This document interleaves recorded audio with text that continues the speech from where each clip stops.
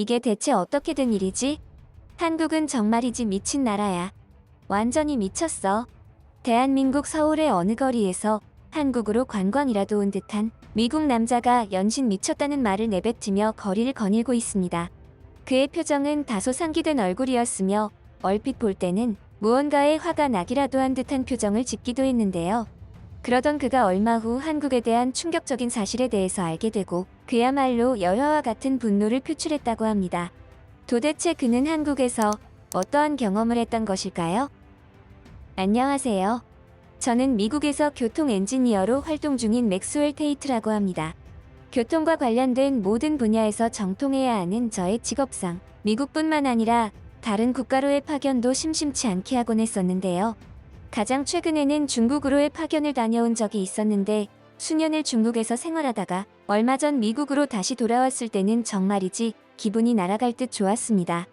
생소한 아시아 국가로의 파견이라서 저로서는 여러 가지 불편한 부분들이 많았거든요. 특히 먹는 음식들부터 시작해서 여러 가지 편의 시설들도 불편한 것이 한두 가지가 아니었습니다. 그래서 저는 다음에는 파견을 가더라도 절대 아시아 국가로는 가지 않으리라는 다짐까지 했을 정도였으니까요. 하지만 저는 미국으로 돌아온 지 얼마 되지 않아서 뜬금없이 한국으로의 파견을 제안받았습니다. 글쎄 자네가 아니면 적임자가 없다니까. 중국 파견도 잘 마무리했지 않은가. 이번에도 부탁 좀 함세. 중국으로의 파견이 오히려 저에게는 독이 되어버린 셈이었죠. 분명히 저는 아시아로의 파견은 당분간 하지 않겠다고 선언까지 했었지만 회사 일이라는 것이 어디 제 마음대로 흘러가나요? 어쩔 수 없이 받아들여야 했죠. 더위가 싫은 사람은 주방에서 나가라는 말처럼 회사의 이러한 방침이 싫으면 제가 회사를 떠나야 했는데 또 그러기는 싫었거든요. 저는 저의 직업이 너무나도 마음에 들었고 자부심도 있었습니다. 하지만 그와는 별개로 한국에서의 파견 생활은 도저히 견디기 힘들 것만 같았기에 저로서는 당황스러운 상황이었죠. 그래서 저는 최대한 한국에서의 생활을 짧게 마치고 파견을 마무리 지을 수 있는 방법을 고민하기 시작했습니다. 왜 그렇게 한국에서 생활하는 것을 꺼리느냐고 하시는 분들도 있으실 것 같은데 그야 당연히 한국은 중국보다도 후진적인 부분들이 많이 있는 국가이기 때문에 그러한 생각을 했었습니다. 사실 저는 이 당시에 K-팝이라든지 여러 가지 한국의 문화들에는 전혀 관심이 없던 상황이어서 잘 몰랐었고 제가 중국으로 파견을 가기 전에는 미국에서 그러한 한국의 문화들이 유행하기 전이어서 한국이라는 나라에 대해서 잘 알지 못했습니다.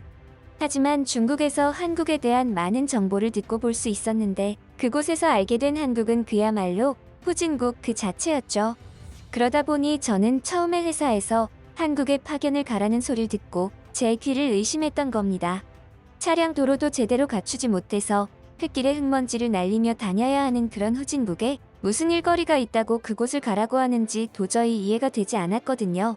그런 저였기에 한국에 처음 도착했을 때의 그 경이로움은 이루 말로 다하기가 힘든 지경이었습니다. 사실 저는 한국이 어떤 나라인지 잘 알고 있었기에 만반의 준비를 다하여 한국에 도착했었습니다. 어깨에 타이트하게 착용하는 도난 방지 가방도 착용했고 한국 땅에 발을 딛는 순간부터 굉장한 경각심을 가지고 온 신경을 집중하며 모든 것을 예의주시했죠. 제가 왜 이런 행동을 하는지 정작 한국 분들이 목격한다면 제정신이 아닌 사람이라고 생각을 했을지도 모르겠습니다. 하지만 저는 중국에서의 파견 생활 중 들은 이야기들이 있었기에 그런 행동을 할 수밖에는 없었죠. 그런 저였지만 인천공항에 도착한 지 얼마 되지도 않아서 큰 충격을 받고 말았는데요. 그도 그럴 게 공항 철도를 타고 서울역까지 이동하는 동안 믿기 힘든 장면들을 목격했기 때문입니다. 한국에 먼저 파견을 나와 있던 회사 선배 데이빗을 공항에서 만난 후 철도를 타고 서울역을 이동하던 순간이었죠. 저는 한국에서 파견 연장 근무를 신청한 회사 선배 데이빗에게 한국에 대한 여러 가지 궁금증들에 대해서 참지 못하고 먼저 이야기를 꺼냈습니다. 데이빗, 궁금한 게 있는데요. 선배는 왜 한국에서의 파견 근무에 연장 신청을 하신 거예요?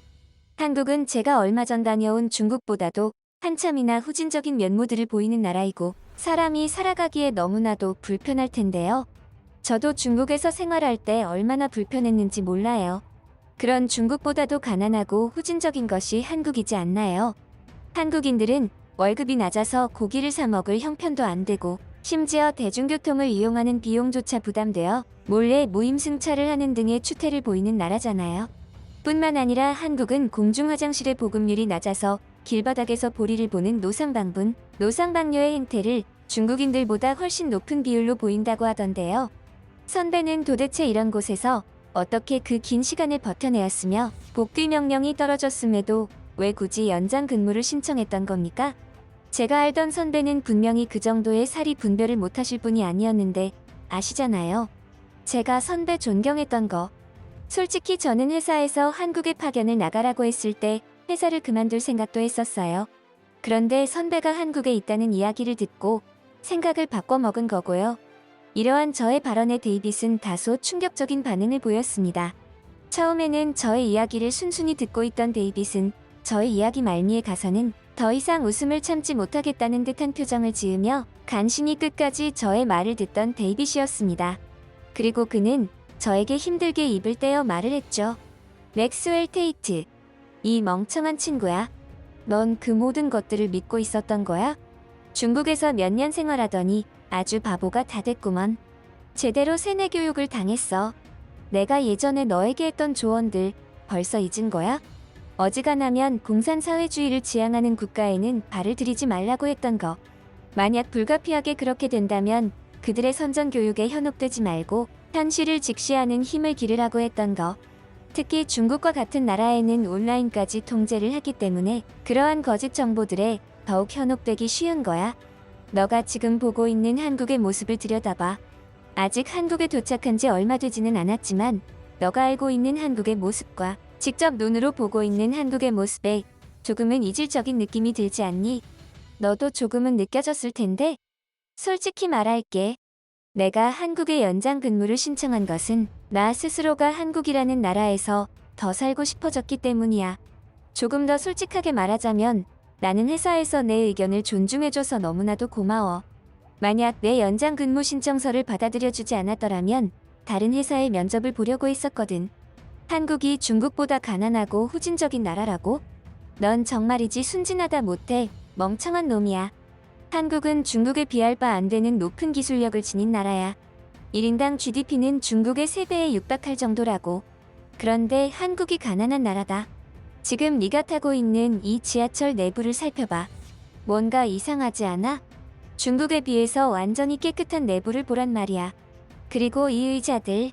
중국 지하철의 의자는 뭔가 사람의 인체 구조를 전혀 생각하지 않고 모양만 그럴듯하게 만들어진 의자라면 한국 지하철의 의자는 실제로 앉아보면 인체공학적으로 만들어져서 엄청나게 편하다는 것을 알 수 있지. 난 처음에 이곳을 이용할 때 의자에 앉는 것을 꺼렸었어. 여러 사람이 오가는 곳이기도 했고 뭔가 중국처럼 불편할 것 같았거든. 그런데 한국인들은 이런 불편해 보이는 곳에서 앉아서 가는데 너무나 편하게 가는 거야. 심지어 잠을 자는 사람들도 심심찮게 보인단 말이지. 그래서 나도 호기심에 앉아봤더니 이게 웬걸. 여기에 앉아서 잠을 자던 한국인들이 너무나도 공감 가는 거 있지. 그뿐만이 아니야. 스마트폰 꺼내봐. 이곳에서는 무료 와이파이가 무료로 제공된다고.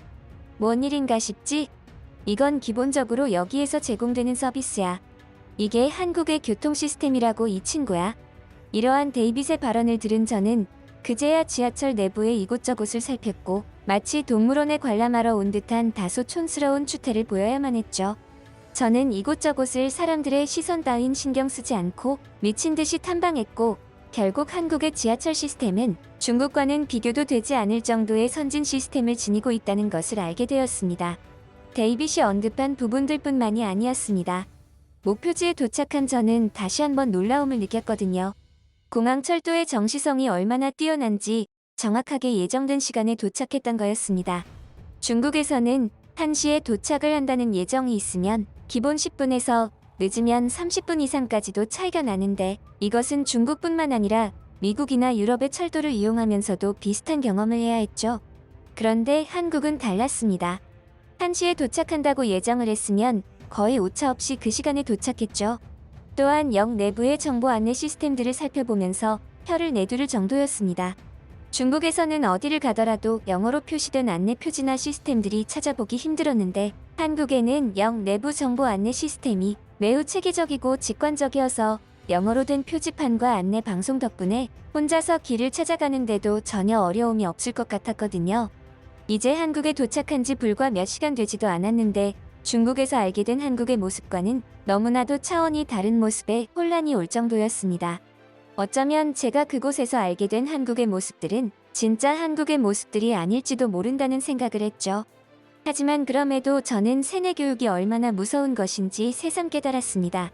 이러한 한국의 지하철 시스템들이 중국인들이 말한 보여주기식 일부 호화 시스템일지도 모른다는 생각이 퍼뜩 났거든요.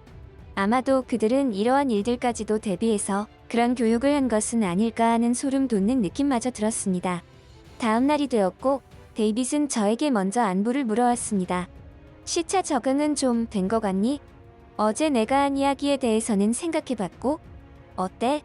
아직도 한국에 대한 오해들이 풀리지 않은 느낌이야. 설마 어제 목격한 한국의 교통 시스템들이 보여주기식으로 몇 군데만 운영되는 것으로 생각하는 건 아니지? 그렇다면 내가 진정한 한국의 수준을 보여줄게. 따라와. 데이빗은 그러한 발언을 하고서는 갑자기 저를 데리고 어딘가로 향했습니다.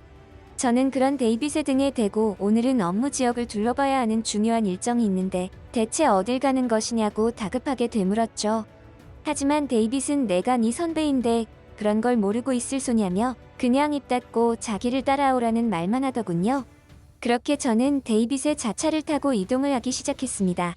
그런데 이동을 하다가 문득 무언가를 발견했고 저는 이것이 한국 교통 시스템의 후진적인 면모를 단적으로 보여주는 부분이라고 생각하여 데이빗에게 언급했죠. 선배님, 죄송하지만 한국의 교통 시스템이 놀라울 정도로 선진적이라던 그 주장에 오롯이 공감하지는 못하겠습니다. 저걸 보세요. 저런 상황인데 어떻게 한국의 교통 시스템이 선진하다고 할 수가 있겠습니까? GPS가 완전히 엉망이잖아요. 우리가 출발한 지 얼마나 되었다고 시시각각 경로가 바뀐단 말입니까? 중국에서도 이 정도는 아니었어요. 이러다가 목적지까지 제 시간에 도착이나 하겠어요? 지금 노출되고 있는 예상 도착 시각 안에 제대로 도착이나 할지 의문입니다. 차라리 그냥 어제처럼 지하철이나 타고 가는 게 더 나을지도 모르겠습니다. 이런 저의 불만족스러운 발언에 데이빗은 어이가 없다는 표정을 지으며 저에게 말했습니다. 이 친구야. 불과 몇 년 전에 총명하던 그 친구는 어디 간 거야? 완전히 사람이 바보가 다 되었구먼. 내 회사에 연락해서 자네를 한국 지사에 장기 파견 요청을 해야겠어. 그리고 2번 다시는 중국 파견을 가지 말게. 네, 그렇게 현혹되지 말라고 당부를 했건만 완전히 사회주의 선전에 물들어서 멍텅구리가 다 되었어. 지금 자네가 보고 있는 이 내비게이션 시스템의 상태가 정말 GPS 오류를 일으키는 상태로 보여? 자세히 다시 살펴봐. 한국은 기본적으로 지능형 교통 시스템을 탑재하고 있어. 교통 흐름을 효율적으로 관리하고 이를 통해 교통사고를 줄이며 대중교통 이용 편의를 높이기 위해서 다양한 첨단 기술을 활용하고 있지. 교통 센서, CCTV, GPS 등을 통해서 실시간 교통 데이터를 수집하고 이를 빅데이터 분석과 인공지능 기술을 통해 2차 분석을 시도해. 그리고 이러한 정보를 토대로 교통의 흐름을 예측하고 신호 제어 시스템을 최적화하는 거지. 실시간 교통 상황에 따라 교통 신호를 조정하여 교차로의 혼잡을 줄이고 교통 흐름을 원활하게 만든단 말이야. 게다가 운전자에게 실시간 교통 정보를 제공하여 최적의 경로를 안내해주고 있어. 이것은 차량 내부의 내비게이션 시스템이나 스마트폰의 앱 등을 통해서 이루어지지. 이게 얼마나 대단한 시스템인지 모르겠어. 게다가 고속도로나 유료도로에서 전제 태그를 이용해 자동으로 요금을 징수하는 시스템을 도입하고 있는데 이건 정말 신세계야. 통행 시간을 단축할 뿐만 아니라 이로 인해 교통 흐름을 개선해주는 효과까지 있다고. 중국이 아니라 미국인들 이처럼 정확하고 효율적인 시스템을 본 적이 있느냐 이 말이야. 이러한 데이빗의 발언이 끝나자 마치 기다렸다는 듯 차량 운전대 옆에 거치되어 있던 스마트폰에서는 내비게이션 목소리가 청량하게 무언가를 말했습니다. 그리고 저는 그러한 소리를 듣고는 쏘스라치게 놀라고 말았죠. 새로운 교통정보가 수집되었습니다. 경로를 재설정합니다. 그것은 자체적으로 내장된 인공지능의 목소리였고 우리에게 새롭고 효율적인 경로를 재탐색하는 과정을 즉각적인 반응으로 나타내 주었습니다. 저는 솔직히 말해서 이러한 한국의 교통 시스템에 대해서 눈으로 보고도 믿어지지 않을 만큼 대단한 이질감을 느껴야만 했습니다. 그도 그럴 것이 저는 미국도 아닌 중국에서의 긴 파견 기간을 거치고 미국으로 돌아간 지도 얼마 되지 않았었는데 지금 제가 직접 보고 느끼고 있는 이러한 한국의 교통 시스템들은 중국은커녕 미국보다도 선진화되어 있다는 느낌을 지울 수가 없었기 때문입니다. 저는 그제야 머리를 한 대 얻어맞은 듯한 띵한 느낌으로 한국의 선진화된 교통 시스템에 대해서 인정을 할 수밖에는 없었습니다. 그럼에도 저는 무언가 곤조 같은 것이 생겼던 것일까요? 아니면 아직도 중국에서 목격한 한국의 실체에 대한 내용이 저의 머릿속 깊숙하게 박혀있던 탓일까요? 분명히 인정을 해야 하는 상황임에도 불구하고 마음 한켠에서는 그럴 리 없다든가 아니면 무언가 내가 현혹되어 있는 것일지도 모른다는 막연한 생각에 사로잡혔습니다. 데이빗은 그러한 저의 모습을 눈치챘는지 완전히 한심한 사람을 쳐다보듯 저를 바라보며 고개를 가로젓고는 한마디 던지더군요. 아직도 의심이 벗겨지지 않은 모양이구먼. 자네도 참 완전히 물이 들었구먼. 물이 들었어. 그 사회주의 선전주의가 한참 동안 빠지기 힘들겠어. 농담이 아니라 내 회사에 연락해서 자네를 이곳 한국의 지사에서 당분간 머물게 해야겠구먼. 아마 자네도 이곳에서 몇 달만 지내다 보면 내 뜻을 이해할 거야. 그렇지. 기왕 말이 나온 김에 자네한테 한 가지 더 보여줄 게 있는데 따라와봐. 데이빗은 회사의 얘기에서 자신이 근무 중인 한국 지사에 저를 당분간 일하도록 해야겠다는 말을 하는데도 저는 그에게 아무런 대꾸를 하지 못했습니다. 그만큼 저는 넋이 나간 상태였으니까요. 그런 저의 상태를 아는지 모르는지 데이빗은 뜬금없이 저에게 보여줄 것이 있다면서 원래의 도착지가 아닌 다른 곳으로 경로를 틀었습니다. 그리고 스마트폰의 내비게이션을 만지작거리기 시작했죠. 곧이어 저에게도 조금은 낯이 익어진 목소리가 들렸습니다. 새로운 목적지가 설정되었습니다. 경로를 재탐색합니다. 이미 시간은 어둑해져 자정이 다 되어가는 시각이었습니다. 어둑해진 한국의 서울에는 아직도 활기가 사라지지 않은 듯한 느낌이 들 정도로 활기가 있다는 것이 저에게는 아주 이질적으로 다가왔죠. 하지만 그럼에도 불구하고 낮에 있었던 그 생생함은 사라졌고 얼핏 사람들이 드문 골목길 같은 곳은 스산함마저 느껴지는 기분이었는데요. 데이빗은 자신의 차를 다시 주차장에 주차를 시킨 뒤 저를 데리고 도착한 곳은 다름 아닌 버스 정류장이었습니다. 참다 못한 저는 데이빗에게 대체 어딜 가려고 이 시간에 이런 곳에 왔느냐고 따지듯 물었지만 데이빗은 조금만 기다려보라며 미소까지 지어 보이더군요. 회사 선배만 아니었다면 분명히 데이빗의 얼굴에 주먹을 한 방 날렸을 것이라고 장담했지만 현실에서는 일어날 수 없는 일이었기에 금방 단념했습니다. 그러한 생각을 하고 있는 바로 그 순간 기괴한 느낌을 주는 버스 한 대가 정차했고 데이빗을 향해 이깟 버스가 뭐라고 이 시간에 피곤한 저를 데리고 버스를 타자고 온 거냐고 치밀어 오르는 짜증을 표출했습니다. 하지만 저는 잠시 뒤 그야말로 온몸에 소름이 끼치며 그 자리에서 자지러지고 말았습니다. 생명의 위협을 느낀 저는 데이빗을 향해 소리쳤죠. 데이빗, 지금 당장 앞으로 가야 합니다. 기사를 흔들어 깨우세요. 이러다 우리 모두 죽는다고요. 그러한 저의 다급한 발언에도 데이빗은 그저 싱긋 쪼개고만 있길래 혼자서라도 지금의 위기를 극복하기 위해 버스 운전석에 있는 기사님을 향해 달려갔죠. 그리고 기사님의 어깨를 부여잡고 흔들려고 하는 바로 그 순간 저는 그 자리에서 뒤로 자빠져서 기절할 뻔했습니다. 잠이 들어서 자는 줄로만 알았던 운전기사님이 저를 향해 뒤돌아보았기 때문이죠. 그리고 그 장면이 저에게 기괴하게 다가왔던 점은 저를 돌아보는 기사님의 손이 운전대를 잡고 있지 않았다는 점이었습니다. 정말이지 소름이 끼치는 장면이었죠. 그런데 이게 무슨 일인지 그러한 저를 뒤에서 바라보고 있던 데이빗은 더 이상은 웃음을 참지 못하겠다는 듯 떠나갈 듯 웃어 제뛰기 시작하더군요. 기분이 나빠진 저는 지금의 상황에 대해서 자세히 설명을 해주지 않는다면 선배고 뭐고 나도 막 나갈 것이라고 엄포를 하기에 이르렀습니다. 잔뜩 화가 난 표정으로 말이죠. 그랬더니 데이빗도 더 이상의 장난은 도가 지나치다는 것을 깨달았는지 그 얄미운 입을 열었습니다. 이봐, 진정하라고. 자네가 나였어도 지금의 자네 모습은 그야말로 진기명기 수준의 웃긴 모습이었다니까. 나를 너무 탓하지 말게나. 어안이 벙벙할 정도로 한국의 진짜 참모습을 보고 느끼니까 정신이 하나도 없지? 이해해. 나도 처음에는 그랬으니까. 지금 저 운전기사님은 운전 중에 딴짓을 하거나 졸고 있던 게 아니야. 그 누구보다도 전방을 예의주시하고 있지. 하지만 아마도 이 버스의 운행이 끝날 때까지도 기사님은 운전대에 손을 대지는 않을 거야. 알아서 잘 가고 있으니까. 이건 한국의 자율주행 버스라고 하는 거야. 정말 멋지지 않아?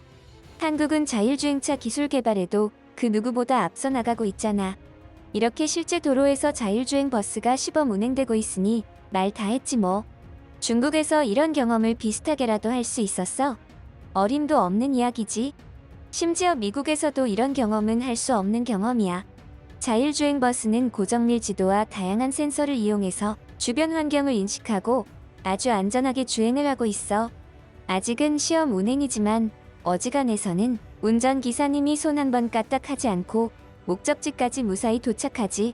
게다가 이 버스는 다른 차량 및 인프라와 통신하여 실시간으로 정보를 교환하는데 이를 통해 교통신호, 도로 상황, 사고 정보 등을 공유해서 안전성과 효율성을 높여주는 거야.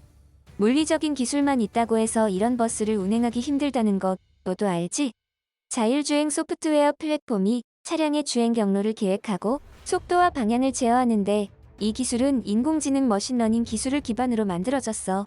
이게 지금 한국 교통기술 수준의 현실이야. 어떻게 생각해? 설마 아직도 중국에서 알게 된 한국의 모습처럼 한국인들이 후진적인 모습으로 살아가고 있다고 믿는 건 아니겠지? 정신 차려 이 친구야. 그날 이후 저는 데이빗과 함께 한국 지사에서 한국의 참모습을 하루하루 느껴가며 살아가고 있습니다. 그리고 이제서야 깨달았죠. 한국이 왜 이토록 사람이 살기 좋다고 느껴지는지, 그리고 왜 그들이 외국인임에도 한국에서 살아가고 싶어 하는지.